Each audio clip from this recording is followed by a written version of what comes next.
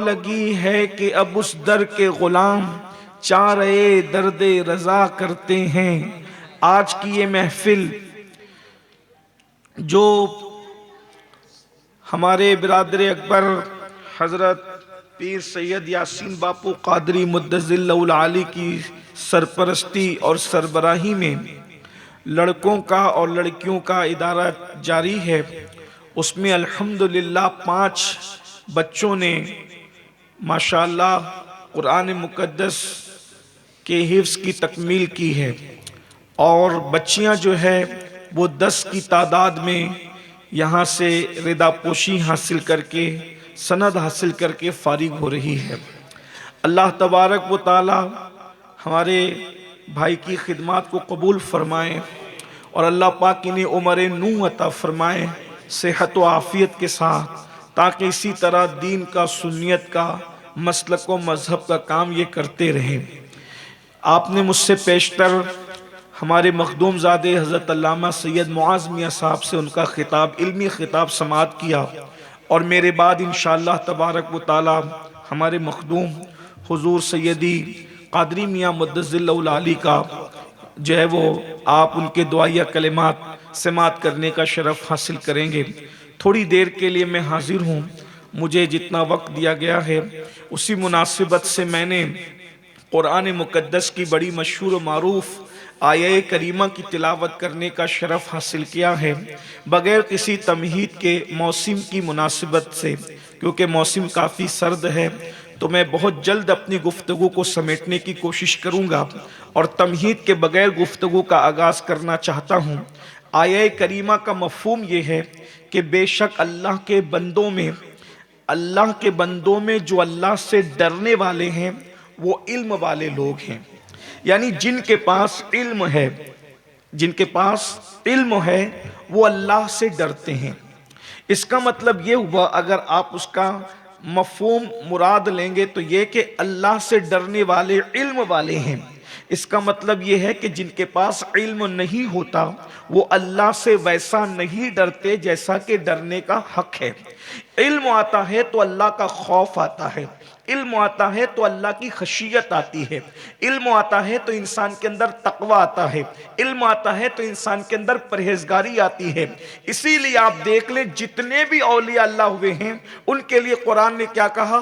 الذین آمنوا وکانوا یتقون، کہ ولی وہ ہوتے ہیں جو ایمان والے اور اللہ سے ڈرنے والے ہوتے ہیں، تقوی اور پرہیزگاری والے ہوتے ہیں۔ تو ظاہر سی بات ہے جہاں علم ہے وہیں تقوی ہے، جہاں علم ہے وہیں خشیت ربانی ہے، جہاں علم ہے وہیں اللہ کا خوف ہے۔ آپ سوچیں گے یہ کیسے ہو سکتا ہے کہ علم ہوگا تو اللہ کا ڈر ہوگا، علم ہوگا تو اللہ کا خوف ہوگا، علم ہوگا تو اللہ کی خشیت ہوگی۔ میں آپ کو بہت آسان لب و لہجے میں عرض کروں، آپ دیکھیں ہم مختلف گناہ کر رہے ہیں، لیکن علم نہ ہونے کی وجہ سے ہمیں پتہ نہیں ہے کہ اس گناہ کا انجام کیا ہے۔ مثال کے طور پر مسلمانوں کی اکثریت آبادی نماز سے کوسوں دور ہیں، ان کو پتہ نہیں ہے کہ نماز چھوڑنے کا وبال کیا ہے۔ جس دن مسلمانوں کو پتہ چل جائے کہ نماز چھوڑنے کا وبال کیا ہے، کوئی مسجد کے دروازے کو چھوڑنا گوارا نہیں کرے گا۔ اسی لیے آپ دیکھ لیں جتنے علم والے ہیں وہ نماز سے بہت محبت کرتے تھے، نماز سے بہت پیار کرتے تھے۔ حضور غوث پاک شیخ عبد القادر جیلانی رضی اللہ تعالیٰ نے ارشاد فرماتے ہیں، درست العلم حتی صرت قطبہ، میں علم حاصل کرتا رہا یہاں تک کہ اللہ نے مجھے مقام قطبیت عطا فرما دیا۔ حضور غوث پاک پیدائشی ولی ہونے کے باوجود نماز سے اتنی محبت کرتے تھے کہ عشاء کے وقت وضو کرتے تھے، اور عشاء کی نماز کے بعد نفل اتنے نوافل ادا کرتے تھے کہ فجر کی نماز کا وقت آ جاتا تھا، اور عشاء کے وضو سے آپ نماز فجر ادا فرماتے تھے۔ آپ اندازہ کریں یہ کیوں تھا؟ انہیں پتا تھا کہ نماز میں ملتا کیا ہے، انہیں علم تھا کہ نماز کی برکتیں کیا ہے، انہیں علم تھا کہ نماز کی فضیلتیں کیا ہے، انہیں علم تھا کہ نماز چھوڑنے پر وعید کیا ہے۔ میں یقین کے ساتھ کہتا ہوں جس دن नमाज तर्क करने का बबाल, इस कौम को पता चल जाए, इल्म आ जाए कि नमाज छोड़ने का बबाल क्या है, वो कभी नमाज नहीं छोड़ेंगे। इल्म नहीं है इसलिए नमाज से कोसों दूर हैं। आइए मैं आपके सामने चंद अहदीस रखता हूं, आपको पता चलेगा। आजकल लोग ये सोचते हैं मौलाना नमाज नहीं भी पढ़ेंगे तो हम मुसलमान तो रहेंगे, हम मोमिन तो रहेंगे, हम ईमान वाले तो रहेंगे। हनफी होने की वजह से इन उलमा की मौजूदगी में मैं बेनमाजी को डायरेक्ट काफिर नहीं कहता, और कह भी कैसे सकता हूं, इसलिए कि हम मुकल्लिद हैं, अपने इमाम के अक़वाल के पाबंद हैं। मगर सुन लो, नमाज छोड़कर जन्नत का ख्वाब देखने वालों, नमाज छोड़ करके जन्नत के ख्वाब देखने वालों, अल्लाह के रसूल सल्लल्लाहु अलैहि वसल्लम इरशाद फरमाते हैं, अला ला ईमाना ला सलात ला, और कमा क़ाल अलैहिस्सलातु वस्सलाम, कि उसका दीन और ईमान नहीं है जिसकी नमाज नहीं है। ये अल्लाह के रसूल अलैहिस्सलातु व तस्लीम फरमा रहे हैं, उसका दीन नहीं जिसकी नमाज नहीं। अब आप मुझे बताएं, अल्लाह के रसूल सल्लल्लाहु अलैहि वसल्लम उसको बेदीन करार दें जिसकी जिंदगी में नमाज नहीं है, लेकिन लोगों के पास इसका इल्म नहीं है। बल्कि हमारे इमाम सैयदना इमाम आजम अबू हनीफा तो यहां तक फरमाते हैं, जो नमाज में सुस्ती करता है मुझे डर लगता है कि जब वो मरेगा तो काफिर होकर के मरेगा। जब ये बात किसी मुसलमान तक पहुंचेगी तो क्या वो नमाज को तर्क करेगा? तो याद रखिए, इल्म आता है तो अल्लाह का खौफ आता है, इल्म आता है तो अल्लाह की खशियत आती है। आइए आपके सामने दूसरी बात रखूं, आज लोग नाप तौल में कमी करते हैं, चीजों के अंदर मिलावट करते हैं, क्योंकि उनके पास इल्म नहीं है कि अगर हम चीजों में मिलावट करेंगे तो क्या होगा। अल्लाह अकबर, चीजों की मिलावट का नुकसान क्या है? आप बहुत सारे लोगों को देखें, हर साल हज को भी जा रहे हैं, हर साल उम्रा को भी जा रहे हैं, अल्लाह अकबर, बड़ी बड़ी दाढ़ियां भी है, खूबसूरत सरों पे टोपियां भी है, मुखज्जरान कौम मिल्लत भी कहला रहे हैं, लेकिन अगर दूध बेचते हैं तो दूध में मिलावट कर रहे हैं। अल्लाह अकबर, इसी तरीके से तेल बेचते हैं, तेल में मिलावट कर रहे हैं, घी बेचते हैं, घी में मिलावट कर रहे हैं। उनको खबर ही नहीं कि मिलावट का नुकसान क्या है। मगर आओ, अगर इल्म होगा अहदीस का तो अल्लाह का खौफ पैदा होगा कि मिलावट का नुकसान क्या है। हज़रत सैयदना अब्दुल्लाह इब्ने अब्बास रज़ी अल्लाह तबारक व तआला के पास हाजियों का एक काफिला आता है और आने के बाद कहता है, मुसलमानों जरा गौर से सुनना, ये इल्म की बातें हमारे जहन में नहीं है, इसलिए अल्लाह का खौफ भी वैसा नहीं है। अल्लाह अकबर, इब्ने अब्बास सैयदुल मुफस्सिरीन, रईसुल मुफस्सिरीन, हिब्रुल उम्मा, अब्दुल्लाह इब्ने अब्बास के पास एक काफिला आता है और आने के बाद कहता है, ऐ इब्ने अम्मे रसूल, ऐ रसूलुल्लाह के चचा के बेटे, हम लोग हज पर आ रहे थे, एक बंदे का इंतकाल हो गया। कहां पर इंतकाल हुआ? हज के सफर में। और मुसलमानों याद रखो, माओ और बहनों की भी तवज्जो, क्या ये हदीस रसूल नहीं कि सफर हज में मरने वाला इतना खुश नसीब है कि जो सफर हज में मरेगा हर साल उसको हज करने का शरफ हासिल होगा। और एक रिवायत में यहां तक है, उसके हम शक्ल एक फरिश्ता पैदा किया जाएगा जो हर साल हज करेगा और उसका सवाब उस हज में मरने वाले को मिलेगा। इसी तरीके से हदीस ये भी है, जो सफर हज में मरेगा वो अपनी कब्र से लब्बैक कहते हुए उठेगा। ये सारी फजीलतें अपनी जगह है, लेकिन अब जरा गौर से सुनना, इल्म की दूरी ने हमें दीन से कितना दूर कर दिया, अल्लाह के खौफ से कितना दूर कर दिया, अल्लाह की खशियत से कितना दूर कर दिया। अल्लाह अकबर, इब्ने अब्बास के पास आते हैं, ऐ रसूलुल्लाह के चचा के बेटे, हम सफर हज में थे, एक बंदे का इंतकाल हो गया, इंतकाल के बाद हमने उसकी कब्र को खोदा, और जब कब्र को खोदा तो हमने बहुत बड़ा अजदहा देखा, हम डर गए, हमने दूसरी कब्र खोदी, उसके बाद हमने फिर वही अजदहा देखा, हमने तीसरी कब्र खोदी, हमने वही अजदहा देखा। अब आपके पास आए हैं, अब आप ही बताएं क्या करें। जितनी कब्र खोदते हैं उसमें अजदहा नजर आता है। किसकी कब्र खोदी जा रही है? सफर हज में मरने वाले की कब्र, पिक्चर देखने वाले की नहीं, फिल्म देखने वाले की नहीं, जिना करने वाले की नहीं, बदकारी करने वाले की नहीं, गुंडागर्दी करने वाले की नहीं, हाजी सफर हज में मरा, सफर हज में जिसका इंतकाल हुआ उसकी कब्र खोदी जा रही है और लोग बड़े बड़े अजदहे देख रहे। इब्ने अब्बास सरकार ने फरमाया, لے جاؤ اسی میں دفن کر دو، ازدہے والی قبر میں دفن کر دو۔ اور پھر سرکار ابن عباس نے جو جملہ کہا اس پہ غور کرنے کی ضرورت ہے۔ ملاوٹ کرنے والوں، کاروبار میں دھوکہ دینے والوں، تیل میں ملاوٹ، گھی میں ملاوٹ، اناج میں ملاوٹ، دودھ میں ملاوٹ، کیا کر رہے ہیں؟ اللہ کا خوف دلوں سے نکل گیا، علم نہیں ہے، کیونکہ وہ تو سوچ رہے ہیں جنت تو ہمارے باپ کی ہے، کسی کے باپ کی جنت نہیں ہے۔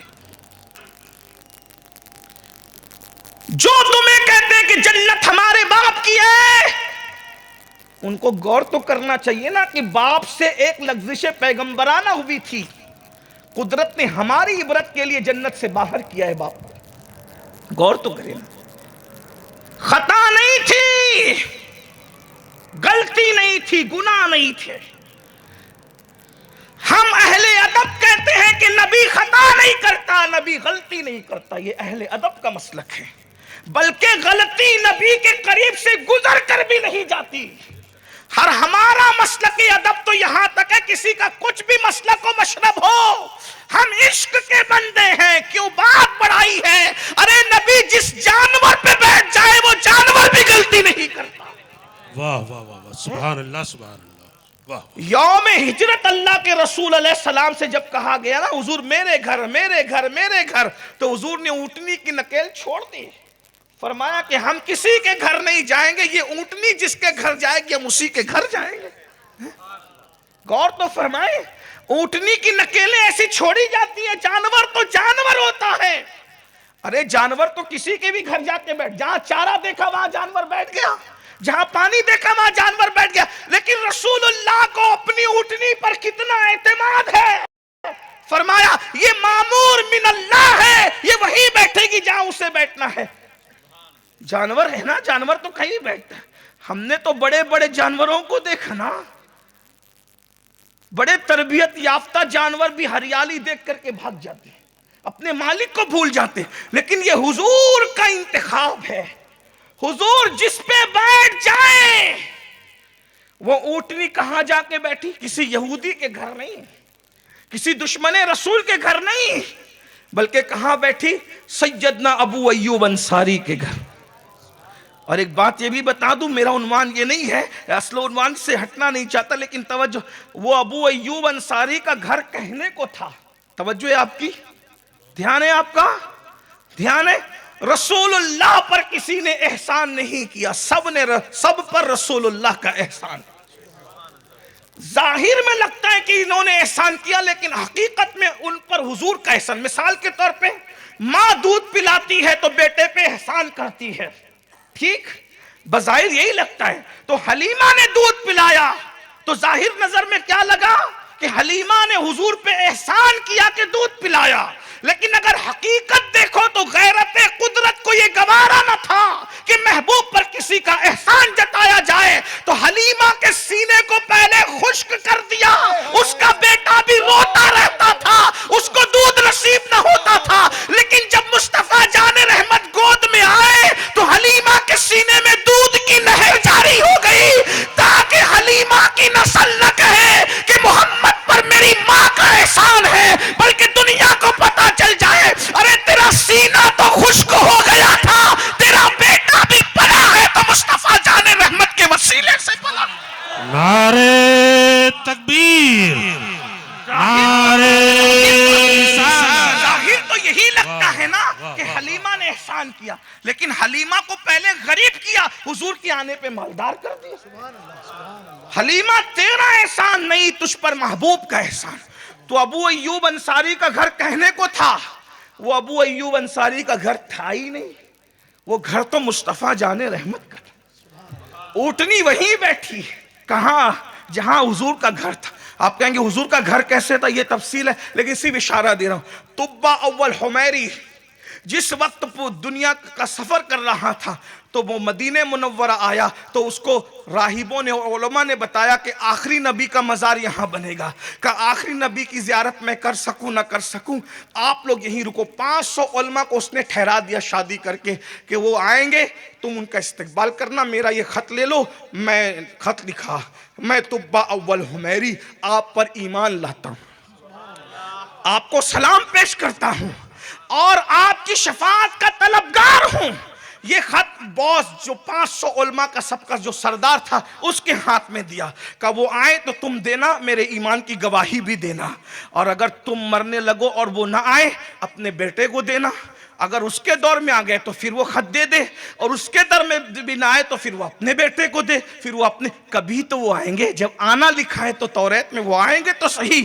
پھر کیا ہوا، وہ سردار کو، جو 500 علماء کا جو سردار تھا، اس کو خوبصورت 500 کو دیا، اس کو بڑا مکان بنا کے دیا کہ یہی مکان میں وہ رکنا چاہیے، میرا مکان میں، یہ ان کے لیے 500 علماء کو تو مکان دے رہا ہوں، لیکن یہ مکان حضور کے لیے بنا رہا ہوں، وہ آئیں گے تو یہی رکیں گے، یہ ان کا مکان ہے۔ تو پتا چلا ابو ایوب انصاری کا وہ گھر نہ تھا، ظاہر میں تو ابو ایوب کا گھر تھا، حقیقت میں مصطفیٰ جان رحمت کا گھر تھا۔ ارے حضور تو چند دن ٹھہرے، لیکن حضور کے صدقے میں ابو ایوب کے دادا پر دادا حضور کے گھر میں پلتے رہے۔ وہ ابو ایوب تیرا کیا احسان ہے، یہ تو مصطفیٰ جان رحمت کا احسان ہے کہ پہلے باپ دادا رہے اور بعد میں اولاد بھی رہی۔ کتنی باتیں کی جائیے، عنوان نہیں، لیکن بات کیا کہہ رہا تھا، اگر سمجھتے ہو کہ جنت میرے باپ کی ہے، جنت باپ کی نہیں، بڑی معذرت کے ساتھ۔ ہاں یہ جملہ اگر کسی کو کہنے کا حق تھا کہ جنت میرے باپ کی ہے تو اس ہستی کو سیدہ فاطمہ کا ہے، باقی ہمیں یہ حق نہیں ہے، باقی ہمیں یہ حق نہیں ہے۔ جو کہہ سکتی تھی کہ جنت میرے باپ کی وہ سیدہ فاطمہ تھی، جو کہہ سکتی تھی کہ جنت میرے باپ کی وہ زینب بنت محمد تھے، جو کہہ سکتی تھی جنت میرے باپ کی وہ ام کلثوم بنت محمد تھی، جو کہہ سکتی تھی جنت میرے باپ کی ہے وہ رقیہ بنت محمد تھی، جو کہہ سکتا تھا جنت میرے باپ کی ہے وہ وہ قاسم ابن محمد الرسول اللہ تھے، جو کہہ سکتا تھا جنت میرے باپ کی ہے وہ ابراہیم ابن محمد الرسول اللہ تھے، لیکن انہوں نے نہیں کہا۔ جن کو کہنے کا حق تھا انہوں نے نہیں کہا، اور جن کے باپ کے نام پہ پلاٹ بھی نہیں ہے وہ کہتے ہیں جنت میرے باپ کی۔ ہنسنے کی بات نہیں، ہنسنے کی بات نہیں بھائیوں، ہنسنے کی بات ہے۔ اور میں تو کہتا ہوں کہ انہیں جنت کیا ملے گی، توجہ اگر ہے تو علم کی برکت یہ ہے، انہیں جنت کیا ملے گی، کیونکہ اللہ نے آسمان کی جنت سے پہلے امتحان کے لیے زمین پہ جنت اتاری۔ توجہ ہے، چلو میں بھی پتہ بتا دوں آپ کو جنت کا، آسمان کی جنت سے پہلے اللہ نے کچھ جنتیں زمین پہ اتاری ہیں، اور اس جنتوں کو مسجد کہتے ہیں۔ تو جو نیند سے اٹھ کر کے زمین کی جنت تک نہ جا سکے، وہ موت سے اٹھ کر کے آسمانوں کی جنت پہ کیا جا سکے؟ بتائیے نا، بتائیے تو صحیح نا۔ آپ کہتے ہیں ہم جنتی ہیں، کون سے جنتی ہو؟ زمین کی جنت تک آپ کی رسائی نہیں ہے تو آسمان کی جنت تک، آسمان تو بہت دور ہے، اور وہ بھی آسمانوں کے اوپر ہے۔ آسمانوں عند سدرۃ المنتہا، قرآن نے کہا نا وہ سدرۃ المنتہا پہ وہ جنت، تو وہاں کی جنت کیسے جاؤ؟ مسجد کی جنت میں تو آؤ پہلے، جمعہ کی 2 رکعت پڑھ کے بھاگ جانے والوں، اور جمعہ اس لیے پڑھتے ہو تاکہ تمہاری مسلمانیت باقی رہے، اس لیے نماز پڑھتے ہو نا، کیونکہ سن رکھا ہے علماء سے جو 3 جمعہ نہیں پڑھے گا وہ مسلمان نہیں رہے گا، اس لیے باقی رکھنا چاہتے ہو، اپنی مسلمانیت کو باقی رکھنے کے لیے جمعہ پڑھتے ہو۔ سوچو تو صحیح، اللہ کے بندوں غور کرو۔ تو میں یہ کہہ رہا تھا کہ اپنے بابا آدم علیہ السلام نے غلطی نہیں کی، خطا نہیں کی، بلکہ ہم تو عشق والے کہتے ہیں لغزش پیغمبرانہ کی، ایک لغزش پیغمبرانہ تو اللہ نے جنت سے نکال دی، اور ایسے نکالا ہماری عبرت کے لیے، پیار تو بہت اللہ ان سے فرماتا ہے لیکن ہماری عبرت کے لیے کپڑے بھی نکال دیے۔ یہ تو نہیں کہوں گا کپڑے چھین لیے کیونکہ میرا مسلک مکمل ادب ہے، لیکن کپڑے بھی نکال دیے، اور کپڑے نکالے تو پھر آپ جانتے ہیں کہ کیفیت کیا ہوتی۔ تو آدم علیہ السلام جنت کے درخت کے پتوں سے جسم چھپا کر زمین پر آئے، یہ ایک لغزش پیغمبرانہ کا نتیجہ ہے۔ تو جو کروڑوں پاپ کرتے ہیں وہ جنت میں کیسے جائیں گے؟ اتنی سستی نہیں ہے جنت، بس اسی لیے قرآن کہتا ہے انما یخشی اللہ من عبادہ العلماء، علم آتا ہے تو اللہ کی خشیت آتی ہے، کیونکہ انسان کو پتا چلتا ہے کہ اس گناہ کا نتیجہ کیا ہے۔ تو میں کیا عرض کر رہا تھا، ابن عباس رضی اللہ تعالیٰ عنہ فرماتے ہیں جو حاجی سفر حج میں مر گیا ہے قبر کھود رہے ہو تو سانپ نکل رہا ہے، اژدہا نکل رہا ہے، ڈال دو۔ اور ان کا جواب سنیے کیا کہتے ہیں، اگر پوری روئے زمین بھی کھود ڈالو گے تو بھی اس قبر میں اژدہا نکلے گا، نکلے گا۔ وہ لوگ بے چین ہو گئے۔ تو ابن عباس نے فرمایا ضرور وہ تجارت میں ملاوٹ کرتا ہوگا۔ تو اس قافلے کے اندر ایک نوجوان تھے، انہوں نے سوچا کہ ابن عباس کہہ رہے ہیں ملاوٹ کرنے والا یہ ہوگا۔ جب ان کی بیوی سے وطن جا کر کے پوچھا کہ ان کا کیا گناہ تھا، سفر حج میں مرے تو بھی ہم نے اژدہا دیکھا قبر میں، تو کہا ان کی عادت تھی کہ وہ گیہوں کا بیوپار کرتے تھے اور گیہوں نکالتے تھے گھر کے لیے، اور اس میں گیہوں کی جگہ بھوسا ڈال دیتے تھے، ملاوٹ کرتے تھے۔ تو یہ حج کے سفر میں یہ انجام۔ آج کتنے مسلمان ہیں جو ملاوٹ نہیں کرتے، علم نہیں ہے۔ اس کے بعد دو باتیں اور عرض کروں، بات پوری کروں۔ مردوں سے متعلق ایک بات اور ایک بات عورتوں سے متعلق، اور بات پوری ہوتی ہے۔ آج کل ایک گناہ بہت تیزی کے ساتھ بڑھ رہا ہے، وہ ہے مردوں کا مردوں سے بدی کرنا، اور اس کی سب سے بڑی وجہ یہ گندی فلمیں اور انٹرنیٹ کا جنگل ہے۔ کالج بھی محفوظ نہیں، مذہبی درسگاہیں بھی بعض محفوظ نہیں، بہت سارے عبادت گزار بھی محفوظ نہیں، بہت سارے تقوی شعار بھی بظاہر نظر آنے والے محفوظ نہیں، الا ماشاءاللہ علم نہیں کہ اس گناہ کا وبال کیا ہے۔ اب ذرا اس گناہ کے وبال پر کچھ علمی دلائل سن لیں، جس کی طرف تیزی کے ساتھ قوم بڑھ رہی۔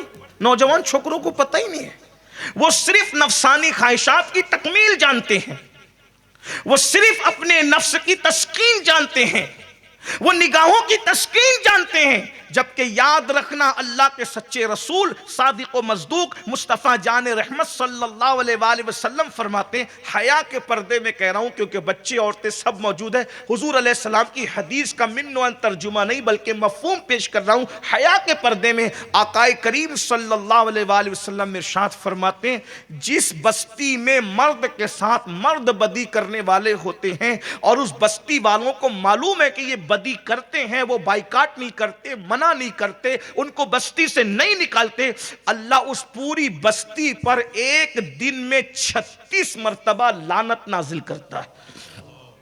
علم نہیں ہے نا، اس گناہ کا علم نہیں ہے، اس کا عذاب کیا ہے۔ علم ہو تو اللہ کا خوف دل میں پیدا ہو، علم ہو تو خشیت پیدا ہو۔ بلکہ آپ کو بتاؤں یہ بدی کا آخری حد تو بہت بڑی بات ہے۔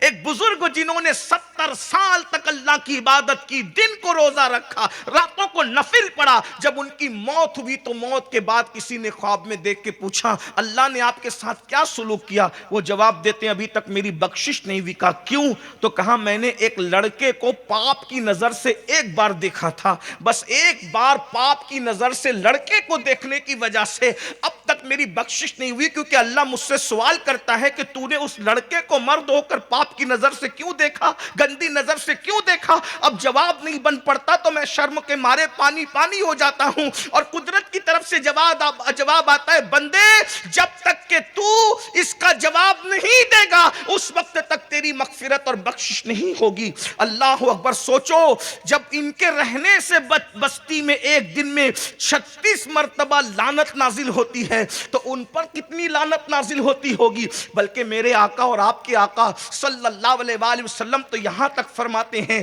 جب بدی کرنے والے مرد کے ساتھ، لڑکوں کے ساتھ جو بدی کرنے والے لڑکے ہوتے ہیں، جب وہ بدی کرتے ہیں تو آسمان پہ زلزلے آتے ہیں، زمین کے زلزلے تو آپ جہاں، یہ وہ گناہ ہے جس سے آسمان پہ زلزلے آتے، اور اللہ کے رسول علیہ السلام فرماتے قریب ہوتا ہے کہ آسمان زمین پہ گر پڑے تو فرشتے آسمان کے کنارے پکڑ کر قل ہوتا ہے۔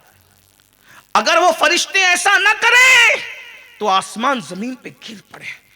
اور اس سے بڑی بات میرے آقا علیہ السلام فرماتے ہائے ہائے کیا گندی فلموں نے اور جہالت نے کس گناہ کی ڈگر پہ ڈال دیا۔ گندی فلموں نے مسلم نوجوانوں کو کہاں تک پہنچا دیا؟ وہ شاہین صفت جوان جن کے تقدس کی قسمیں زمانے میں کھائی جاتی تھی، وہ شاہین صفت جوان جو لوگوں کو تقدیر کو بدلنے کا کام کیا کرتے تھے، وہ شاہین صفت جوان جو اپنی عظمتوں کا لوہا منوایا کرتے تھے، وہ شاہین صفت جوان جو دریاؤں کے کنارے پر کشتیوں کو جلا کر کے اپنی عظمت کا جھنڈا گاڑ دیا کرتے تھے، وہ شاہین صفت جوان جن کے چہرے کو دیکھ کر لوگ کلمے پڑھ لیتے تھے، وہ شاہین صفت جوان جن کے کردار کو دیکھ کر کے منکرین اسلام کی بیٹیاں کلمہ پڑھ لیتی تھی۔ آج ان جوانوں کو کیا ہو گیا ہے؟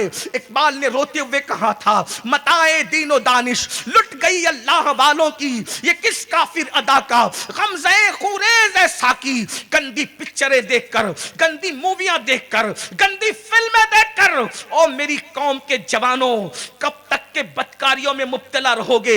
اپنے نبی کا فرمان دھڑکتے ہوئے دل سے سنو، یہ جوانی پاپ کے لیے نہیں، یہ جوانی بدکاریوں کے لیے نہیں، یہ جوانی گندگی کے لیے نہیں۔ ارے تو بہت مقدس ہے میری قوم کے جوان، تیری نگاہیں قبر میں مصطفیٰ جان رحمت کا دیدار کرنے والی ہے۔ ان آنکھوں کے ساتھ تو یہ سلوک کر رہا ہے کہ نرم نرم گدوں پہ لیٹ کر تو زنا کی فلمیں دیکھ رہا ہے۔ ارے غیرت تو کر، جن آنکھوں سے قبر میں حضور کا دیدار کرنا ہے، کیا ان آنکھوں سے تو پکچر کا پوسٹر دیکھے گا؟ ان آنکھوں سے تو گندی فلمیں دیکھے گا؟ اور ایک بات آگے بڑھنے سے پہلے عرض کر دوں، انسان جو باتیں زیادہ کرتا ہے اور جو مناظر زیادہ دیکھتا ہے، مرتے وقت اس کی دماغ میں وہی مناظر پھرتے رہتے ہیں۔ کیا تمہیں ڈر نہیں لگتا جب روح نکل رہی ہوگی زنا کی فلمیں دیکھنے والوں، اس وقت تمہاری آنکھوں میں وہ زنا کے مناظر پھر رہے ہوگے تو تم اللہ کو جواب کیا دو گے؟ اسی لیے تو مومنین حضور کے تصور میں رہتے تھے، تاکہ جب روح نکلے تو تصور میں آمنہ کے لال کا چہرہ ہو۔ کیا ہو گیا؟ علم نہ ہونے کی وجہ سے اس گندگی کے گڑھے میں گھس گئے جس سے ہزاروں بیماریاں جنم لے رہی ہے۔ کل تک کے بانجھ پن عورتوں کی وجہ سے ہوتا تھا، یہ گناہوں کی نحوست ہے کہ اب بانجھ پن مردوں کی وجہ سے ہو رہا ہے۔ جا کے پوچھو تجربے کاروں سے، مردوں کی وجہ سے پہلے بانجھ پن نہیں ہوتا، یہ گناہ کی نحوست نے تمہیں بانجھ پن کے دروازے پہ ڈال۔ بلکہ میں تو ابھی اس طرف جائی نہیں جا رہا ہوں، لیکن ایک بات یاد آئی تو عرض کروں، صوفیہ کہتے ہیں بدکاری اور زناکاری کرنے والوں کے گھر اگر بچے بھی پیدا ہوتے ہیں تو لنگڑے لولے اور عیبی پیدا ہوتے ہیں، تاکہ قدرت ان کو ان کی گناہ کی سزا دیتی ہے۔ یہ حال ہے۔ کہاں ہو؟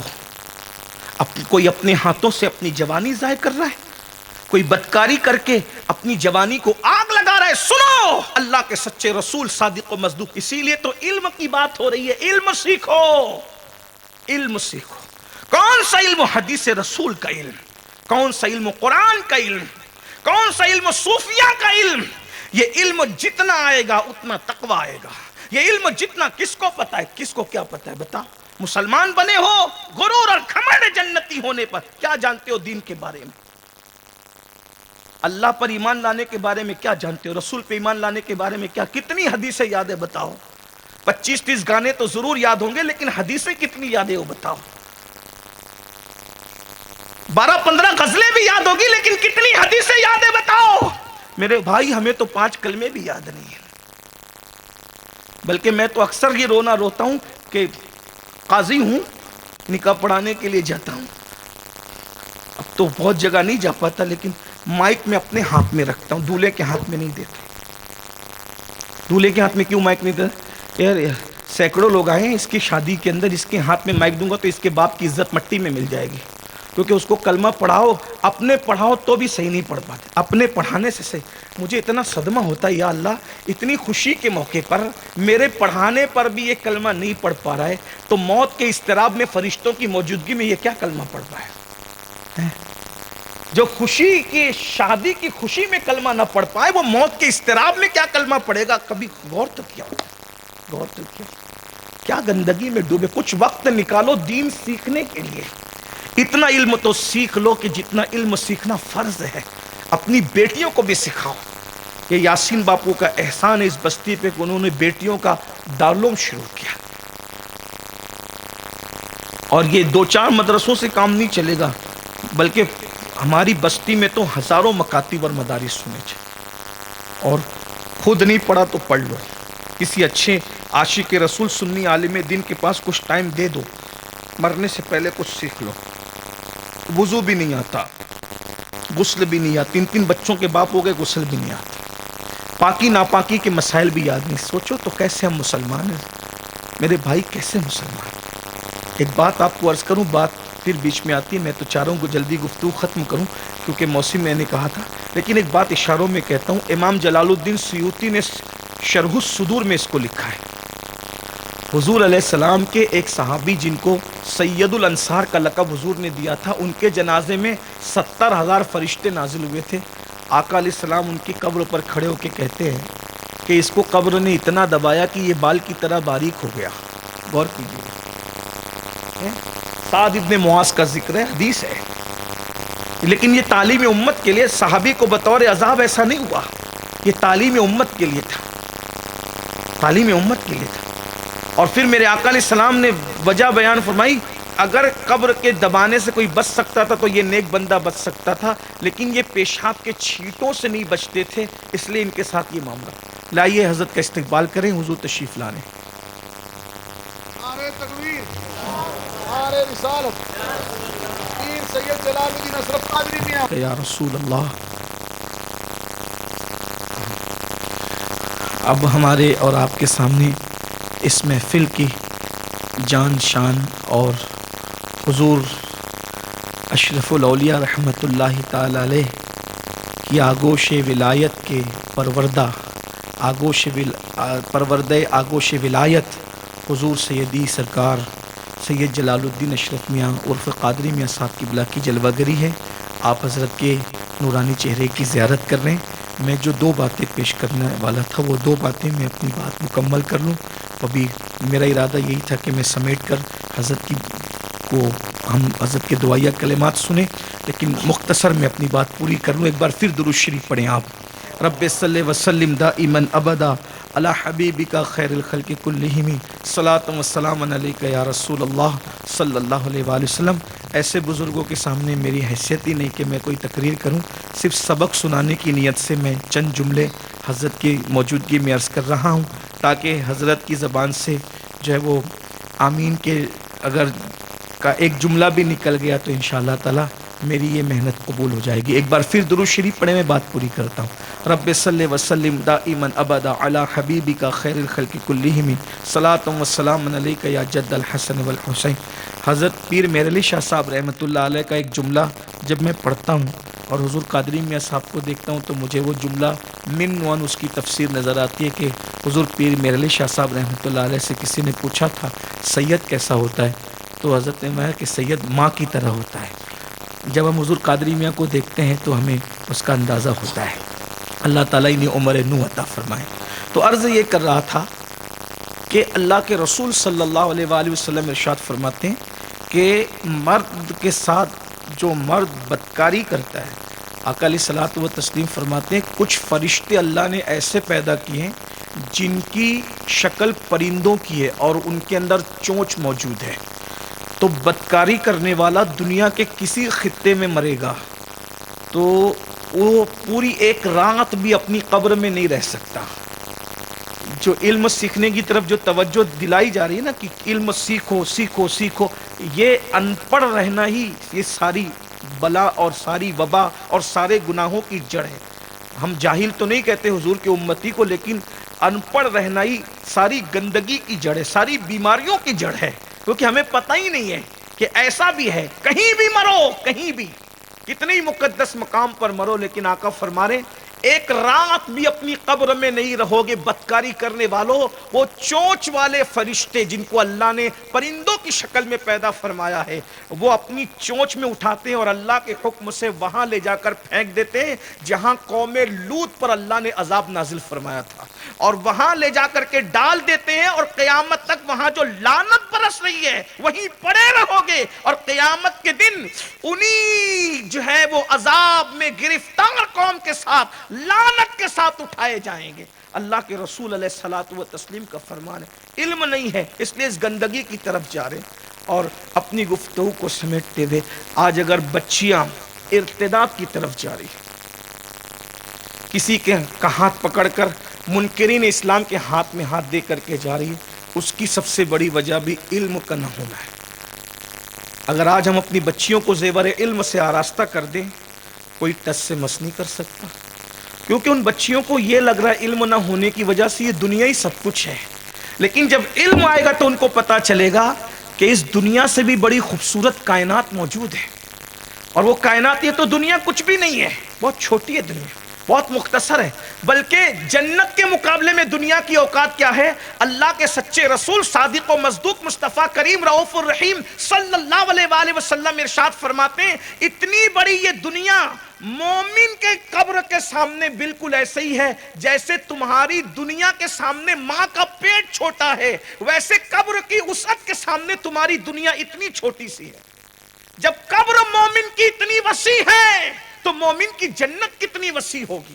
اس لیے بچیوں کو یوں لگ رہا ہے کہ یہ بائک پہ گھومنا سب کچھ ہے، یہ زیور سب کچھ ہے، یہ کھانا سب کچھ ہے، یہ قیمتی کپڑے سب کچھ ہے، یہ بنگلے سب کچھ ہے، یہ کاریں سب کچھ ہے، یہ لقمے سب کچھ ہے۔ لیکن اگر ان کو پتا چل جائے کہ یہ دنیا کچھ بھی نہیں ہے تو وہ سیدہ آسیہ رضی اللہ تعالیٰ عنہا کی طرح ظلم برداشت کرتی نظر آئے گی، لیکن ایمان سے کا دامن کبھی چھوڑنے کے لیے تیار نہیں ہوگی۔ اللہ اکبر۔ وہ حضرت سیدہ جو ہے وہ سمیہ کی طرح ظلم برداشت کرتی نظر آئے گی، مگر اسلام کا دامن چھوڑنے کے لیے تیار نہیں ہوگی۔ جس کو پتا چل جائے کہ آخرت کیا ہے، آخرت کی نعمتیں کیا ہے، میرے بھائیوں، بلکہ ہم تو یہ کہتے ہیں جب علم آتا ہے تو یقین آتا ہے، اور علم جتنا پختہ ہوتا ہے، علم جتنا پختہ ہوتا ہے، یقین اتنا پختہ ہوتا ہے۔ تو علم والے کہتے ہیں کہ مومن کو تو مدینے جانے سے زیادہ مر جانے پر خوشی ہوتی ہے، مومن کو مدینے جانے سے زیادہ مر جانے پہ خوشی ہوتی ہے، کیونکہ مدینے جاؤ تو گنبد نظر آتا ہے اور مر جاؤ تو گنبد والا نظر آتا ہے۔ آج پھولے نہ سمائیں گے کفن میں آسی، قبر کی شب کس گل سے ملاقات کی رات، قبر میں لہرائیں گے تا حشر چشمے نور کے، جلوہ فرما ہوگی جب طلعت رسول اللہ کی۔ پوری کائنات میں کوئی مذہب ایسا نہیں ہے جو موت کے دن عرس مناتا ہو، وہ صرف اسلام ہے جو موت کے دن اللہ والوں کا عرس مناتا ہے، اور اسلام میں بھی صرف اہل سنت ہے جو موت کے دن عرس مناتے۔ کیوں؟ اس لیے کہ کس کے کہاں گئے ہوئے تو وہ جانتے ہیں، لیکن ہمارا ایمان ہے کہ جب وہ قبر میں جاتے ہیں تو مصطفیٰ جان رحمت کا دیدار پاتے ہیں، اور دیدار رسول کا دن خوشی کا دن ہوتا ہے، ماتم کا دن نہیں ہوتا۔ غور تو فرمائیں۔ تو میں اپنی گفتگو کے بارے میں خواتین کی خاص توجہ، علم آئے گا نا، خوف آئے گا، خوف آئے گا، قدم نہیں بہکیں۔ آج بچیوں کے قدم اس لیے ہم اپنے بچیوں کو ڈاکٹر، ٹیچر، انجینئر، یہ وہ سب بنائیں۔ ہمیں، میں نہیں کہتا ڈاکٹر نہ بناؤ، ٹیچر نہ بناؤ، جو بنانا ہے بناؤ، علم دین اتنا دے دو کہ کم سے کم اس کو پتا چل جائے کہ میں مسلمان ہوں۔ ایک مسلمان کی آخرت کیا اس کو پتا چلے، ایک مسلمان کی دنیا کیا اس کو پتا چلے۔ اس سلسلے میں ایک بات پوری کرتے ہوئے امام یافعی رحمت اللہ علیہ اپنی شور آفاق کتاب روض الریاحین کے اندر ایک واقعہ لکھتے ہیں، جس کو میں اپنے الفاظ کے جامع میں آپ کی خدمت میں پیش کرتا ہوں۔ بہنوں کی خاص توجہ۔ آج تو موبائل کی لالچ پر بعض بچیاں، سب نہیں، بعض بچیاں موبائل کی لالچ پر بھی اپنی آبرو کا سودا کر دیتی ہیں۔ بعض بچیاں شادی کی لالچ پر کسی منکر اسلام کے نطفے کو اپنے پیٹ میں جگہ دے دیتی ہے۔ بہت دردناک صورتحال ہے یہ، بہت بدترین صورتحال ہے یہ۔ لیکن جب علم آئے گا، اللہ کا خوف آئے گا، اللہ کی خشیت آئے گی، تو پڑھیں گے جہنم کیا ہے، جہنم کا عذاب کیا ہے، پڑھیں گے جنت کیا ہے، جنت کی نعمت کیا ہے، پڑھیں گے حسن اسلام کیا ہے، اور اسلام ہی مذہب ہے۔ ان الدین عند اللہ الاسلام، اللہ کے نزدیک مذہب صرف اسلام، پسندیدہ دین صرف اسلام ہے۔ فٹ پاتھ پر بھی زندگی گزر جاتی ہے، لیکن آخرت کی زندگی بہت خوبصورت ہے، بہت خوبصورت۔ یہ 2 گز زمین نہیں ہے جسے قبر سمجھتے ہو، یا تو وہ جنت کے باغوں میں سے باغ ہے یا تو جہنم کے گڑھوں میں سے گڑھا ہے۔ جنہوں نے اس کا مشاہدہ کیا وہ کہتے ہیں اس میں تو نہر بھی ہے، اس میں تو بحر بھی ہے، اس میں تو باغ بھی ہے، اس میں تو پھل بھی ہے، اس میں تو پھول بھی ہے، کیونکہ جب جنت کی کیاری بن گئی ہے کوئی قبر، پھر تصور کیجئے اور تصور سے پرے وہ چیز ہے، تصور میں بھی نہیں آ سکتی۔ یہ کیا دنیا کی محبت کے اندر ایمان کا سودا کر رہے ہو، ضمیر کا سودا کر رہے ہو۔ قوم کی بیٹیوں سے کہتا ہوں، رابعہ بصری کی زندگی پڑھو، نفیسہ مصری کی زندگی پڑھو، سیدہ زینب کی زندگی پڑھو۔ بیٹیاں صرف کپڑے اور برتن دھلنے والی کو نہیں کہتے، ہمارے یہاں بیٹیوں کا مقام اتنا بلند ہے کہ بعض مرد اس مقام پر نہیں پہنچ سکے۔ نفیسہ مصری جو امام جعفر صادق کی بہو تھی، شوہر کے ساتھ ہجرت کر کے مصر آئی، بہت مالدار تھی، جب علم کی محفل پردے کے پیچھے سے سجانے کے لیے بیٹھی، اس علم میں اتنے بڑے بڑے آئے کہ امام شافعی کو جس نے امام بنایا ہے وہ ذات حضرت نفیسہ مصری کی ذات ہے، شاگرد تھے۔ امام شافعی وصیت کیا کرتے تھے کہ جب میرا انتقال ہو جائے تو جنازہ نفیسہ مصری کی گلی سے لے جانا، اس سیدہ کی گلی سے جنازہ جائے گا تو محمد ابن ادریس کی مغفرت ہو جائے گی۔ انہیں نفیسۃ العلم کا لقب دیا گیا۔ غوث پاک کی ساری بیٹیاں محدثہ تھی، غوث پاک کی پھپھی محدثہ تھی۔ محدثہ کہہ رہا ہوں، عالمہ نہیں، اور محدث وہ ہوتا ہے محدث۔ بھئی اگر کسی کو اسٹیج کا ناظم محدث کہے تو الگ بات ہے، لیکن جو اصطلاح علم کے اندر جو محدث ہے، آپ کو پتا ہے کہ وہ کتنے لاکھ احادیث اسے یاد ہوتی، سند اور متن کے ساتھ اس کی نظر علم پر۔ غوث پاک کی ساری بیٹیاں محدثہ ہیں، غوث پاک کی پوتیاں محدثہ ہیں۔ ہم نے تو بیٹیوں کو کچھ سکھائے، انہیں تو سیریل کے سوا کچھ پتہ ہی نہیں، انہیں تو پارکوں کے سوا اللہ ماشاءاللہ کچھ پتہ نہیں۔ تو بہرحال امام یافعی رحمت اللہ تعالی علیہ ایک حکایت لکھتے ہیں جس کو اپنے الفاظ کا جامع دے کر پیش کر رہا ہوں آسان زبان میں۔ امام یافعی فرماتے ہیں دو دوست تھے۔ امام یافعی ہمارے مرشد حضور غوث پاک کے پر پوتے مرید ہیں، دو واسطے ہیں ان کے اور حضور غوث پاک کے درمیان۔ بڑے زبردست قادری حضور غوث پاک پر انہوں نے بڑی زبردست کتاب لکھی ہے۔ تو قادریت کا بڑا غلبہ تھا، قادری میاں کی موجودگی میں ایک قادری کی لکھی ہوئی کتاب سے، ایک قادری کی زبان سے فیضان قادریت سماعت کر لیں۔ فرمایا دو دوست تھے، دونوں میں بڑی محبت تھی، بڑا پیار تھا، لیکن جو دوسرا دوست تھا اس دوست کی شان یہ تھی کہ وہ جلتی ہوئی انگاروں میں ہاتھ ڈالتا تھا اور انگار سے لوہا نکال لیتا تھا، لیکن اس کا ہاتھ جلتا نہیں تھا۔ تعجب کی بات تو ہے نا کہ آگ کے اندر ہاتھ ڈال کر کے لوہا نکال لے اور ہاتھ نہ جلے۔ سب پریشان رہتے تھے کہ یہ کرامت اس کی کیسی ہے، یہ کرامت اس کی کیسی ہے۔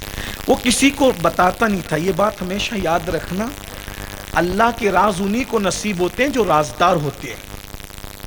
اللہ تعالیٰ بدہضمی والوں کو کبھی اپنے راز عطا نہیں کرتا۔ جو بک بک کرتے ہیں نا ان کے پاس کچھ ہی نہیں ہے۔ جس کو خدا کے راز ملتے ہیں اس کی پہلی نشانی یہ کہ وہ چپ ہو جاتا ہے، یاد رکھنا۔ اور خدا کا راز سوتیلے بھائیوں کو بتانے کا نتیجہ کیا ہے؟ کنویں کے اندر ڈالا جانا، کھوٹے درہموں پہ بیچ دیا جانا، اور بعد میں پھر ایک طویل عرصے تک 10 سال تک بلکہ مصر کی جیل میں رہنا۔ غور تو فرمائیے، جب خواب و راز کی شکل میں قدرت عطا کرتی ہے اور حضرت سیدنا یوسف علیہ السلام نااہلوں کو بتا دیتے ہیں، سوتیلے بھائیوں، حالانکہ بابا نے کہا تھا بھائیوں کو مت بتانا، ہے نا۔ اب آپ اندازہ فرمائیں، لوگ چوراہوں پہ بیٹھ کے طریقت کی بات کرتے ہیں، کہتے ہیں کہ ہم طریقت والے ہیں۔ میں نے کہا وارے طریقت والا، ایک مرتبہ مجھ سے بھی ذرا طریقت کا ایک پیمانہ سن لے تو پھر دیکھیں ہم تو کیسا طریقہ۔ بھنگ پینے کے وقت تو طریقت والا بنتا ہے، گانجا پیتے وقت تو طریقت والا بنتا ہے، گڑبڑی بات کرتے وقت تو طریقت والا بنتا ہے، علماء کو گالیاں دیتا ہے۔ سن، سرکار غریب نواز سے بڑا ہندوستان میں طریقت والا کون ہوگا؟ حضور غریب نواز اپنے مرشد کے ملفوظات نقل کرتے ہوئے فرماتے ہیں ایک زکوٰۃ شریعت ہے، ایک زکوٰۃ طریقت ہے، ایک زکوٰۃ حقیقت ہے۔ فرمایا شریعت کی زکوٰۃ یہ ہے کہ 200 درہم اللہ دے تو 5 اللہ کی راہ میں دے دے، 195 اپنے پاس رکھے، یہ شریعت کی زکوٰۃ ہے۔ اور طریقت کی زکوٰۃ یہ ہے کہ 5 اپنے پاس رکھے اور 195 اللہ کے راستے میں دے دے۔ कब्रिस्तान में बैठकर बेशर्मो भंग पीते हो और कहते हो हम तरीकत वाले, जरा इस तरह तरीकत वाली ज़कात देकर बता तो फिर माने कि तू कितना तरीकत वाला है। तू तो ज़कात हड़प करने। और हकीकत वालों की ज़कात क्या है? तो गरीब नवाज फरमाते हैं अहले हकीकत की ज़कात ये है कि 200 के 200 अल्लाह की राह में दे दे और अल्लाह पर तवक्कुल। लोग तो अपनी नमाज माफ करवानी हो तो कहते हैं हम तरीकत वाले। मेरे भाइयों, शरीयत तरीकत से जुदा नहीं। हज़रत मीर अब्दुल वाहिद बिलगारामी रहमतुल्लाह अलैह ने सवे सनाबे शरीफ में बहुत प्यारी बात लिखी है। फरमाते हैं, बुजुर्गों ने फरमाया शरीयत बालों की तरह है और तरीकत उसमें मांग की तरह है। जिसके बाल जितने खूबसूरत होंगे, जितने घने होंगे, मांग उतनी खूबसूरत निकलेगी। जो गंजा टकला हो उसकी कभी मांग निकल सकती है? तो जहां शरीयत का जितना गलबा होगा वहां तरीकत की उतनी रानाइयां होगी। बहरहाल तो बहुत लोग उससे पूछते थे कि बता तेरी करामत का राज क्या है, करामत का राज क्या है? वो कहता था छोड़ो छोड़ो, नहीं बता। जो उसका गहरा दोस्त था उसने कहा यार दोस्तों से भी कोई राज होता है, मुझे बता कि तेरे हाथ पर आग असर क्यों नहीं करती? उसने कहा तुझे भी ना बताता, लेकिन दोस्ती का तूने वास्ता दिया है तो सुन ले। कि ये मेरी करामत नहीं है, ये एक लड़की की दुआ का असर है। जो लड़की अल्लाह से डरने वाली मेरी जिंदगी में एक बार आई थी, उस लड़की की दुआ का असर है कि मेरे हाथों पर आग असर नहीं करती। और उसकी दास्तान मुख्तसर में ये है कि मैं जवान था, मैंने जवानी की दहलीज पे कदम रखा और जवानी की दहलीज पे मैंने कदम रखा। मैं अपनी टेरिस पर गर्मियों के मौसम में टहल रहा था। चांद पूरे शबाब के साथ चमक कर अपनी दूधिया रोशनी को ज़मीन पर बिखेर रहा था। मैंने अपने घर की टेरिस पर अचानक नज़र उठाई तो देखा कि एक हुस्न की मलका थी, हुस्न की परी थी। आंखें चार हुई, दिल बेकरार हो गया और मैं उसकी मोहब्बत में ढेर हो गया। मैंने उस लड़की को हासिल करने के लिए बहुत कोशिश की। मैंने सोचा कि अपनी पूरी दौलत में दांव पे लगा दूंगा, लेकिन इस लड़की को हासिल करूंगा।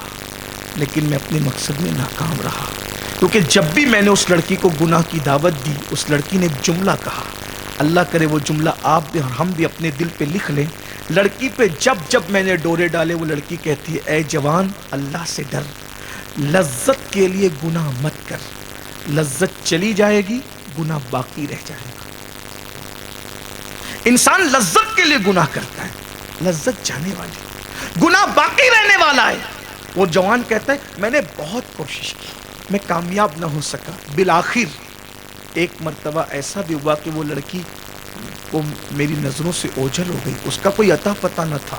अचानक हमारे शहर में कहत साली का ज़माना आ गया, और जब कहत साली का ज़माना आया, हर गरीब अमीर के दरवाजे पर भिखारी बन करके खड़ा हो गया। मेरे बाबा ने मुझसे कहा बेटा अल्लाह ने तुझे दौलत दी, हमें माल दिया है, गरीबों में तकसीम करो, अनाज तकसीम करो, ज़रूरत की अशिया तकसीम करो। अगर आप मजबूरियों को देखेंगे तो कोविड का दौर याद कीजिए, हमने तो बड़े बड़े खुशहाल लोगों को उन दिनों मोहताज होते देखा। एक दोस्त औरंगाबाद की ज़मीन पे रहते हैं, करोड़ोंपति आदमी है। उन्होंने कहा सैयद मैंने बहुत दिनों तक के बगैर दूध की चाय पी, बगैर दूध की चाय मैं कभी पीता नहीं था। उसने कहा, दोस्त ने कहा, मैंने कहा क्यों? तो कहा कि पैसे तो तिजोरी में पड़े थे लेकिन दूध तक रिसाई नहीं थी। मैंने कहा ये मेरे अल्लाह की शान है। अल्लाह बता रहा है पैसों से तुम्हारी जिंदगी में खुशी नहीं है, अल्लाह की मर्जी से तुम्हारी जिंदगी में खुशी है। अब भी कोविड को भूलो मत, याद रखो, ताकि हम अपनी हैसियत और औकात याद रखें। दौलत फिरौन न बना दे, दौलत नमरूद न बना दे, दौलत बुख्त नस्ल न बना दे, दौलत शद्दाद और कारून की फिक्र न अता करे। याद रखो दौलत से ऐश नहीं है, खुदा की अता से ऐश है। वरना बहुत सारे दौलतमंद पलंगों पर तड़पते हुए पड़े हैं, मौत मांग रहे हैं, उनको मौत नहीं आती। इसलिए दौलत के नशे में कुदरत के गजब को कभी चैलेंज नहीं करना, कुदरत के गजब को कभी चैलेंज मत करना, वरना कुदरत इंसान को ऐसा बर्बाद करती है कि तौबा की तौफीक भी छीन लेती है। क्या हुआ? वो जवान कहता हम मालदार थे, गरीब दरवाजों पर खड़े थे, मालदारों के दरवाजों पर। मैं जब माल तकसीम करने बैठा तो मैंने देखा अचानक कोई कतार में लोग खड़े हैं, उस कतार में कोई लड़की है, جسے میں جانتا ہوں. اچانک میں نے نظر اس پہ پڑی تو میں ماضی کے اندر ڈوب گیا. مجھے فوراً یاد آیا، ارے یہ تو وہی ہے جسے میں چاہتا تھا، اور یہ دامن بچا بچا کر کے چلی جاتی تھی، آج میرے دروازے پہ آئی. مجھ پہ شیطان غالب آ گیا، نفس غالب آ گیا. میں نے سوچا آج اس کی مجبوری کا میں پورا فائدہ اٹھاؤں گا. میں نے غلاموں سے، نوکروں سے کہا تم سب کو تقسیم کر دو. اس کو کمرے میں بلایا. میں کہا تم کیوں آئی ہو؟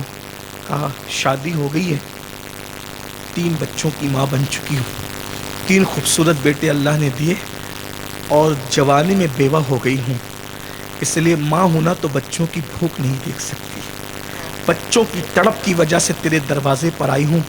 خدا کے لیے اگر بچوں کی بھوک نہ ہوتی تو میں کبھی تیرے دروازے پہ نہیں آتی، میں تجھے جانتی ہوں، لیکن بچوں کی بھوک نے مجھے تیرے دروازے پہ پہنچایا. تو مدد کر سکتا ہے؟ اس نے کہا کہ میں نے سوچا اس کی ممتا کی مجبوری کا پورا فائدہ اٹھاؤں گا. تو میں نے کہا اپنا جسم میرے حوالے کر دے، تیرے قدموں میں دولت کا انبار لگا دوں گا. امام یافعی کہتے ہیں وہ ایک دوست اپنی بپتا دوسرے دوست کو سنا رہا تھا اور اس کی آنکھوں میں آنسو تھے کہ جب اس لڑکی کو کہا اپنا جسم میرے حوالے کر دے، تیرے قدموں میں دولت کا انبار لگا دوں گا، لڑکی نے پھر کہا میری غربت کا فائدہ نہ اٹھا، اللہ سے ڈر، لذت کے لیے گناہ مت کر، لذت چلی جائے گی، گناہ باقی رہ جائے گا. اس نے کہا میں کچھ نہیں جانتا، اگر بچوں کی زندگی چاہتی ہے تو وہ میرے جسم کو میرے حوالے کر دے. وہ لڑکی یہ کہہ کر کے کوئی نہیں دیکھ رہا ہے، اللہ دیکھ رہا ہے. سارے دروازے مخلوق سے مخلوق کی طرف بند ہو سکتے ہیں، مگر خالق سے مخلوق کی طرف جو دروازہ کھلتا ہے اسے دنیا کی کوئی طاقت کبھی بند نہیں کر سکتی. اللہ سے ڈر، اللہ دیکھ. ان اللہ کان علیکم رقیبا، اللہ تم پر کڑی نگرانی کر رہا ہے. یہ تصور علم کے بعد آتا ہے. جہاں علم نافع ہو وہاں یہ تصور آتا ہے. واتقوا اللہ ان اللہ خبیر بما تعملون، اللہ سے ڈرو، وہ تمہارے اعمال کی خبر رکھتا ہے. وہو معکم اینما کنتم، تم جہاں کہیں ہو اللہ تمہارے ساتھ ہے. نحن اقرب الیہ من حبل الورید، اللہ تمہاری شہرت سے زیادہ قریب. دریا کے کنارے تنہائیوں کے اندر پاپ کرنے والوں سب سے چھپ کر گناہ کر سکتے ہو، رب سے نہیں چھپ سکتے، اور اس کی خفیہ تدبیر سے بچ نہیں سکتے، اس کے عذاب سے بچ نہیں سکتے. ان بطش ربک لشدید، تیرے رب کی پکڑ بڑی سخت ہے. جوانی میں پاپ اور جرائم کرنے والوں، بڑھاپا اتنا دردناک اللہ مسلط کرتا ہے پاپیوں کو، موت مانگتے ہیں تو موت بھی نہیں آتی. اس جوان نے کہا جسم حوالے کر ورنہ میں تیری کوئی مدد نہیں کر. اس لڑکی کے دل میں اللہ کا سچا ڈر اور خوف تھا. وہ پلٹ کے چلی گئی، پلٹ کے گئی. بچے چھوٹے چھوٹے انتظار میں تھے، ماں آئے گی کچھ لے کر آئے گی. سب کی مائیں لے کر آئی، میری ماں بھی لے کے آئے گی. لیکن بچوں نے دیکھا کہ ماں خالی ہاتھ آئی ہے تو بچوں نے ایک جملہ کہا، ماں اب بھوک برداشت نہیں ہوتی، یا تو ہمیں مار ڈالو، اپنے ہاتھ سے مار ڈالو، یا کھانے کا انتظام کرو. ماں ماں ہوتی. خدا نے ماں جیسی ممتا دنیا میں کسی کو نہیں دی ہے. ماں اس ممتا کا نام ہے کہ ساری کائنات کی محبتیں سمٹ کر جب آتی ہے تو اسے ماں کی ممتا کہتے ہیں. ماں اپنا پورا شباب اپنے بچوں کی جوانی کی خاطر مٹی میں ملا دیتی ہے. ماں اپنے سینے کے خون کے کروڑوں قطروں کو 2 سال کے اندر دودھ کی شکل میں بچوں کے سینے میں انڈیلتی ہے جب کہیں جا کر کے کسی کو جوانی نصیب ہوتی ہے. ماں اپنے چہروں پہ جھریاں لے کر کسی کے چہرے کو شباب عطا کرتی ہے. ماں اپنا سب کچھ لٹا کر کسی کو آباد کرتی ہے. لیکن افسوس آج کے جوان اس احساس سے بھی عاری ہو چکے ہیں کہ ماں کیا چیز ہے. آج تو ماؤں کی کوئی حیثیت ہی نہیں رہ گئی، ماؤں کی کوئی اہمیت ہی نہیں رہ گئی. جہاں کچھ آ گیا ماں کو بھول گئے. 1 گھنٹہ ناجائز جن سے تعلقات ہیں، ان لڑکیوں سے بات کرنے کو تو فرصت ہے، لیکن بوڑھی ماؤں کے پاس آج کے بچوں کو بیٹھنے کی فرصت نہیں. ماں انتظار کرتی ہے کہ میرا بیٹا میری خیریت تو پوچھے، لیکن بچے خیریت بھی پوچھنے کو تیار نہیں. حد حیرت. یہ علم نہ ہونے کی وجہ سے، ورنہ سن لو کسی کے آنچل اور زلفوں میں وہ راحت نہیں ہے جو जो माँ की गोद में है, अल जन्नतो तहता अक़दामिल उम्महातिकुम, मेरे सच्चे नबी ने फरमाया जन्नत तुम्हारी माओ के कदमों के नीचे है। वो जवान कहता है, वो लड़की चली गई, बच्चों का ये जुमला सुन करके वो तड़प गई।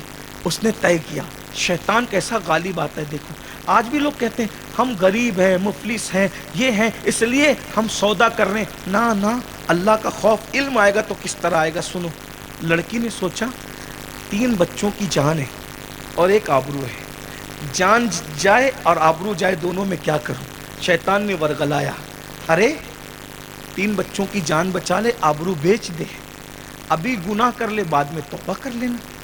ये शैतान का बहुत बड़ा मकर है, अभी गुनाह कर, बाद में तौबा कर लेना। तौबा करने का मौका मिलेगा भी, मिलेगा। अगर गुनाह करते करते मौत आ गई तो क्या होगा। कभी सोचा, कभी सोच। अल्लाह के रसूल अलैहिस्सलाम, हदीस पाक में आता है, 2 कदम पे पानी होता था और 2 कदम दूर इस्तिंजा फरमाते थे तो ढेला इस्तेमाल करके फिर पानी की तरफ जाते थे। सहाबा ने अर्ज़ किया, या रसूलल्लाह, ढेला इस्तेमाल करके फिर पानी की तरफ जाते हैं, डायरेक्ट क्यों नहीं जाते। आका फरमाते 2 कदम है ना, अगर मैंने 1 कदम उठाया और उसी वक्त अल्लाह की तरफ से बुलावा आ गया तो मैं किस हालत में जाऊं। हालांकि ये तालीम उम्मत के लिए था, वरना अल्लाह ने तो अपने महबूब को मौत और हयात का इख्तियार अता किया था, लेकिन ये सिर्फ तालीम उम्मत के लिए था। मौला मुश्किल कुशा सैयदना अली के मुर्तज़ा करमल्लाहु वजहुल करीम फरमाते हैं, मैंने जब भी वजीफे ज़ौजियत अदा किया रात के आखिरी हिस्से में, ताकि मैं जनाबत की हालत में अपना वक्त न गुजारूं। ये उनकी एहतियात थी, और यहाँ 3-3 दिन तक नहीं नहाते। ये हाल है। फिर कहते हैं बरकत नहीं। बहरहाल उस लड़की के दिमाग में शैतान ने वसवसा डाला, अभी गुनाह कर लो, बाद में तौबा कर लेंगे। वो चली उसी इरादे से, गुनाह के इरादे से। जब पहुंची, का क्या ख्याल है, लड़की को कमरे में बुलाया, का क्या ख्याल है, कहा मदद कर दो, कुछ बहुत दुआ दूंगी। का जिस्म हवाले कर दो, वरना मैं तेरी मदद नहीं करूंगा। लड़की ने फौरन सोचा हाँ करूं, चूंकि इल्म था ना, तो हाँ करने से पहले उस पर फिर अल्लाह के खौफ का गलबा हुआ, और उसने फिर पूरी जुर्रत से कहा, क्योंकि उसको कुरान की आयत याद आ गई कि जो अल्लाह से डर के गुनाह छोड़ दे, तवज्जो, जो अल्लाह से डर के गुनाह छोड़ दे, अल्लाह उसको ऐसी जगह से रिस्क अता करता है जहां उसका गुमान भी नहीं जाता। खौफ खुदा का गलबा हुआ, और गलबे खशियत की वजह से उसने उस जवान को फिर धमकी दी, है जवान, अगर तू मेरी मदद नहीं करता तो सुन ले, जिसने चोंच दिया है वो दाना भी देगा। मैं अपने एक एक बच्चे को अपनी आंखों के सामने भूख से तड़प तड़प कर मरता तो देख लूंगी, मगर अल्लाह की नाफरमानी नहीं करूंगी, और अब दोबारा लौट कर भी तेरे दरवाजे पे कभी नहीं आऊंगी। वो चली गई। बच्चों ने कहा मां ले आई, बेटा अल्लाह भी इंतज़ाम करेगा, इंतज़ार करो। और फातिमी सुन्नत के मुताबिक मुसल्ला बिछाया और सर सजदे में रख के कहा, मौला तेरा वादा है ना कि जो अल्लाह से डर के गुनाह छोड़ दे, वहाँ से रिस्क मिलेगा जहाँ गुमान भी नहीं जाए। सजदे में तड़प रही थी, ऐसे में दरवाजे पे दस्तक हुई। दरवाज़ा खोला तो क्या देखा, वही जवान खड़ा है अपने नौकरों के साथ। लड़की ने कहा आप क्यों आए हो। कहा बहन बहन बहन, जब तू गरीब होकर अल्लाह से इतना डरती है तो मुझे मालदार हो के अल्लाह से कितना डरना चाहिए। मेरी ज़िंदगी बदल गई तेरी इस्तिकामत की वजह से। खौफ खुदा तेरी ज़िंदगी का देखकर मेरी ज़िंदगी बदल गई। ये साज और सामान ले आऊँ, कबूल कर लो। लड़की ने कहा रुक, अभी नहीं कबूल करूँ। फिर दूसरा सजदा किया शुक्र का, और सर सजदे में रख के कहा अल्लाह, अगर ये अपनी बातों में सच्चा है तो मुझ दुखिया की दुआ है, तो इस पर दुनिया की आग भी हराम कर दे और जहन्नम की आग भी हराम कर दे। वो जवान कहता है उस अल्लाह से डरने वाली लड़की ने मुझे दुआ दी है कि तुझ पे दुनिया की आग भी हराम हो और आखिरत की आग भी हराम हो। उस दिन के बाद से उसकी दुआ की बरकत है कि मैं आग में हाथ डाल देता हूँ, आग मेरे हाथ पे असर नहीं करती, और मैं उम्मीद करता हूँ कि इंशाअल्लाह जहन्नम की आग ने भी असर नहीं करना है। इतना पूछना चाहता हूँ भाइयों और बहनों से, जो औरत अल्लाह से डर के गुनाह छोड़ दे तो उसकी दुआ की बरकत से दूसरों पर आग हराम हो रही है, تو خود جو اللہ سے ڈرے اس کی کیفیت کیا ہوگی، اس کی کرامتوں کا عالم کیا ہوگا. اس لیے اللہ سے ڈرو، گناہ چھوڑو، گناہ ترک کرو. اور اللہ کے بندوں میں اللہ سے ڈرنے والے وہی لوگ ہیں. انما یخشی اللہ من عبادہ العلماء، جو علم والے ہیں. علم حاصل کرو، دین کا علم، دنیا کا بھی علم حاصل کرو، لیکن دین کا علم حاصل کرنے کی کوشش کرو. اللہ تعالیٰ سب سے پہلے مجھے آپ سب کو علم نافع عطا فرمائے، عرفان کامل عطا فرمائے اور خاشع دل عطا فرمائے. اور گفتگو کے درمیان اگر کوئی غلطی ہو تو اللہ تبارک و تعالیٰ معاف کر دے. استغفر اللہ ربی من کل ذنب واتوب الیہ وما علینا الا البلاغ. السلام علیکم ورحمۃ اللہ وبرکاتہ.